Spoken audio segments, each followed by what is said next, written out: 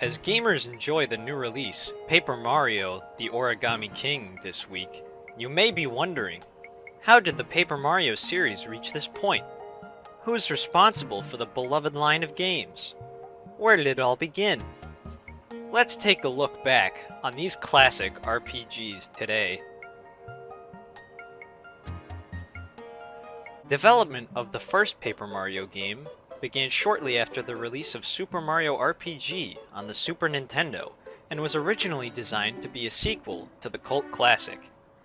The game was envisioned to be a flagship title for the Nintendo 64 disk drive, and was titled Super Mario RPG 2 during early stages of development. The game's art director, Naohiko Aoyama, was unsure of what the game should look like, and spent countless hours scribbling the titular character, Mario, onto pieces of paper. Still unsure of what he wanted to stick with, he presented the sketches to Shigeru Miyamoto, hoping to get some guidance on the art direction of the game. Miyamoto loved the cartoony sketches that Aoyama presented, and suggested that the game could have a more handcrafted look to it. Moving forward, Aoyama stuck with this look. I was actually pretty relieved that Miyamoto liked my notebook sketches, because I really didn't know what I wanted to do. I was like, oh yeah, I was totally going for this cutesy cartoon style. Then he suggested that the whole game looked like these paper sketches and almost like a pop-up book. Fucking Mario.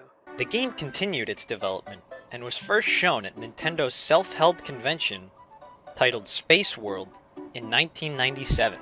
While the game was still being developed for the Nintendo 64 DD add-on, Nintendo was still unsure if the disk drive would be released in countries other than Japan.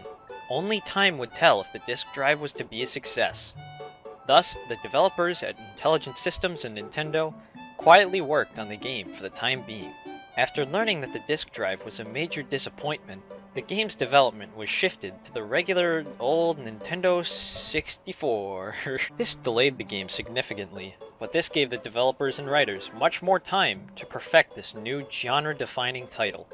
The main writers of the game, Kamiko Takeda and Kaori Aoki, wrote a humorous and lighthearted script, which featured several in-depth chapters, each with their own memorable characters and themes, in addition to varying partner characters who followed Mario throughout his adventure. The game was finally ready for release in 2000, a little over a year before the release of the Nintendo GameCube. Despite this, the game went on to sell over 1 million copies worldwide, making the game a major success. The game was cited as being a great RPG for beginners to the genre, and for younger players, and was given shining reviews by critics. Keep in mind that this was before game companies paid review websites to give their games good scores, so this was a great victory for Nintendo and Intelligent Systems. Immediately, work was started on a sequel for Nintendo's new console. The writers for the game, Hironobu Suzuki and Misao Fukuda, decided to get a little more emo for this entry, and added many more darker elements to the game's story.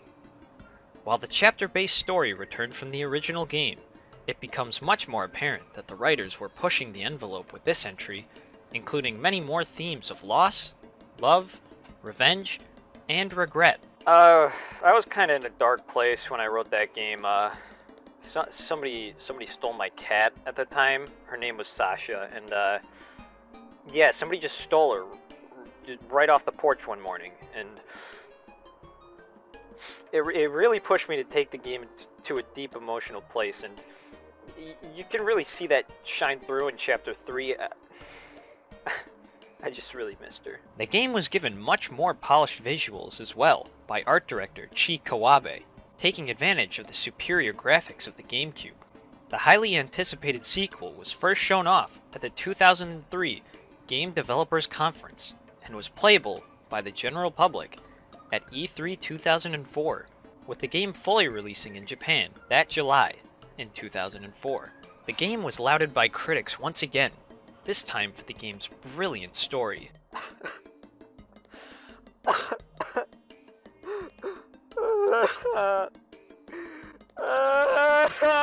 The game is still considered to be the best in the series 16 years later, and many fans of the game still mod, speedrun, and stream the game to this day. The game went on to sell around 1.6 million copies, and became the 12th highest selling GameCube game of all time. At this point, Nintendo realized the money-making potential that Mario had, and decided to make him paper once again with his next entry, Super Paper Mario. The game was announced at E3 2006 and was planned for release on the GameCube. However, director of the Thousand Year Door, Ryota Kawade, was consumed by rage due to the gameplay of the previous game in the series. He demanded that the game be made for Nintendo's new console, the Nintendo Wii, and that it become a 2D platformer. I was blindfolded for the most of the development of the Thousand Year Door because I had a botched laser eye surgery. But the workers assured me we were making a Mario game.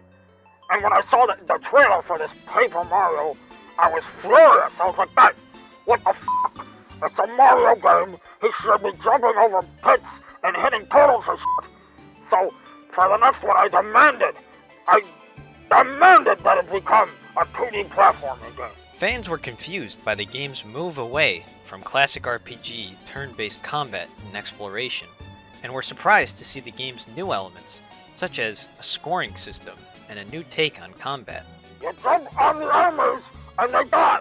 That's what Mario is! However, the game's biggest selling point was that the player could flip the game's axis and explore in 2 dimensions or 3 dimensions. Additionally, the game featured a new take on partner characters, known as pixels, and added entirely new playable characters, such as Bowser, Peach, and Luigi. The points system also serves as the game's leveling system, which works similarly to the previous entry's level-up systems. It is still unknown if these elements are known to Mr. Kawade, and we are frankly too afraid to tell him. The story is still told in chapter segments, but takes on even darker themes, as the game's villain, Count Bleck, attempts to destroy the entire universe. And Mario even goes to the video game version of Hell. It even contains biting political commentary on big sweaty nerds that don't know how to talk to women. A take that somehow still holds up perfectly 13 years after the game's release. Despite this game's flaws and being considered the black sheep of the series, it is currently the best-selling game in the Paper Mario franchise, selling well over 4 million copies worldwide. After the release of Super Paper Mario, the series took a hiatus to allow Mr. Kawade's rage to subside. During this hiatus, Naohiko Aoyama was invited back to work on the series as main director. After Aoyama accepted, Mr. Kawade's house was raided, and his keys to the Nintendo offices were promptly melted. Years went by until one fateful night in 2010, when Mr. Aoyama had a nightmare. He saw an uninspired 3D adventure game with a bland script, boring level design, and a baffling combat system, which required the player to collect their attacks in the overworld. He thought it would be funny to make this game IRL, and thus production of Paper Mario Sticker Star began. The game was revealed during E3 of 2010, but little was revealed about the game, aside from a few trailers during E3 of 2011, until the game was fully revealed during E3 of 2012, along with its sticker-based combat.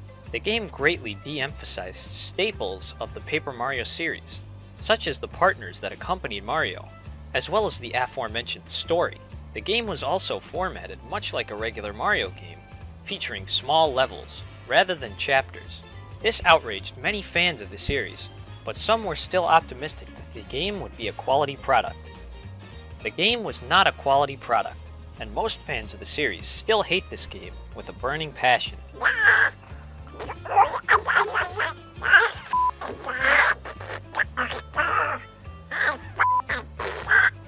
The game sold 2 million copies, however, showing that Nintendo fans will buy anything, and that their optimism as consumers is much too high. The negative reception of Sticker Star sent Mr. Aoyama into a deep state of confusion for over a year, making him ponder where he went wrong. He played the original trilogy of games over and over to find out what made them special, and settled on the fact that each game had a beautifully crafted story. While the games played differently and each contained their different quirks, the stories were consistent between all of them. This time, he set out to make a game with an actual story as he believed that to be the only thing that fans didn't like about Sticker Star. He kept the battle system exactly the same as before, but added new collectibles known as battle cards, which allowed the player to automatically win battles. Essentially, everything else about the game was the same, but progression now worked on the basis of worlds instead of levels. The game was applauded by fans for recapturing some of what made Paper Mario so magical by including a story with excellent humor, but also shit on it because of the sticker combat system that everyone still hated. The game sold... Oh god. Oh, okay, that makes more sense. Which leads us to today, with the release of Paper Mario, the Origami King, which was revealed via a tweet one day in May. Will it please fans and critics alike and set itself apart as a competitor in the RPG market once again? Nah, I'm sure it's okay. I haven't played it much yet, but it looks alright.